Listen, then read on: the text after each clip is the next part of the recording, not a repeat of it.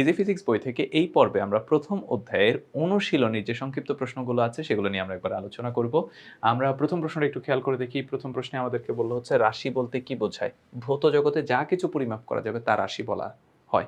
যেমন আমরা ভর পরিমাপ করতে পারি, আমরা সময় পরিমাপ করতে পারি, দৈর্ঘ্য পরিমাপ করতে পারি, এগুলা রাশি। আর রাশি নয় কোনগুলা? যেমন তোমাকে আমি প্রচণ্ড মেধাবী বললাম। এখন কত মেধাবী এটা কি পরিমাপ করা যাবে? অথবা ধরো আমি তোমাকে ভালোবাসি, কতটুকু ভালোবাসি? ১ কেজি, ৫ কেজি, কতটুকু? এরকম পরিমাপ করা যাবে? পরিমাপ করা যাবে না। তাহলে এগুলা রাশি না। আর যেগুলো পরিমাপ করা যাবে সেগুলো হচ্ছে রাশি। মৌলিক রাশি ও লব্ধ রাশির মধ্যে দুটি পার্থক্য লেখো।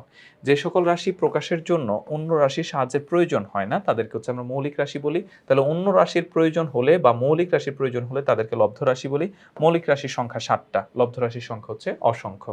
তো স্লাইড ক্যালিপাসে প্রধান স্কেলের সাথে ভার্নিয়ার স্কেল যুক্ত করা হয় কেন? এটা খুব সিম্পল। বিষয়টা হচ্ছে এরকম যে ধরো আমরা যেই স্কেলগুলা পাই, এই স্কেলগুলোতে নরমালি কতটুকু পর্যন্ত পরিমাপ করা যায়? মিলিমিটার পর্যন্ত, ১ মিলিমিটার, ২ মিলিমিটার পর্যন্ত সঠিকভাবে পরিমাপ করা যায়। যদিও এটা অনেক টাফ। কিন্তু মিলিমিটারের ভগ্নাংশ ধরো 0.5 মিলিমিটার, 0.6 মিলিমিটার অথবা 0.8 মিলিমিটার। এই মিলিমিটার ভগ্নাংশ কি তুমি ঠিকভাবে পরিমাপ করতে পারো? পরিমাপ করতে পারো না। এই যে মিলিমিটারের ভগ্নাংশ পর্যন্ত ঠিকভাবে পরিমাপ করার জন্য আমরা মূলত স্লাইড ক্যালিপাসের সাহায্যে ভার্নিয়ার স্কেল যুক্ত করি। দেখো, স্লাইড ক্যালিপাসে প্রধান স্কেলের যে প্রান্তে শূন্য দাগ থাকে সেই প্রান্তে একটি ধাতব চোয়াল আটকানো থাকে। মূল স্কেলের ক্ষুদ্রতম ভগ্নাংশের নির্ভুল পরিমাপের জন্য মূল স্কেলের গায়ে চোয়ালযুক্ত একটা ছোট স্কেল সংযুক্ত করা হয়, যার নাম ভার্নিয়ার স্কেল। প্রধান স্কেল বা মিটার স্কেলের সাহায্যে মিলিমিটার পর্যন্ত দৈর্ঘ্য পরিমাপ করা যায়, কিন্তু মিলিমিটারের ভগ্নাংশ যে 0.2 বা 0.8 পরিমাপ করা যায় না। ভার্নিয়ার স্কেলের বস্তুর দৈর্ঘ্য মিলিমিটারের ভগ্নাংশ পর্যন্ত প্রকাশ করে, তাই মিলিমিটারের ভগ্নাংশ পর্যন্ত দৈর্ঘ্য নির্ভুলভাবে পরিমাপের জন্য আমরা ভার্নিয়ার স্কেল ব্যবহার করি। আচ্ছা, ভার্নিয়ার ধ্রুবক 0.1 মিলিমিটার বলতে কি বোঝায়?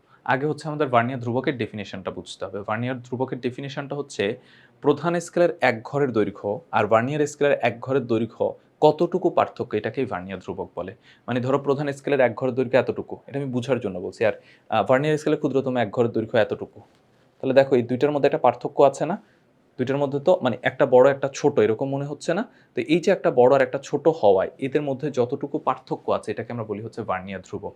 তো ভার্নিয়ার ধ্রুবক 0.1 মিলিমিটার বলতে বোঝায় প্রধান স্কেলে এক ঘরের দৈর্ঘ্য আর ভার্নিয়ার স্কেলে এক ঘরের দৈর্ঘ্য হচ্ছে 0.1 মিলিমিটার। তো এই ছিল আমাদের এই পর্বে আলোচনা। পরবর্তী পর্বে আমরা অন্য অধ্যায়ের অনুশীলনী প্রশ্ন নিয়ে আলোচনা করব। প্রশ্নগুলো আমরা আলোচনা করছি ইজি ফিজিক্স বই থেকে। তোমরা যারা ইজি ফিজিক্স বই সংগ্রহ করনি খুব দ্রুত সংগ্রহ করে ফেলবে।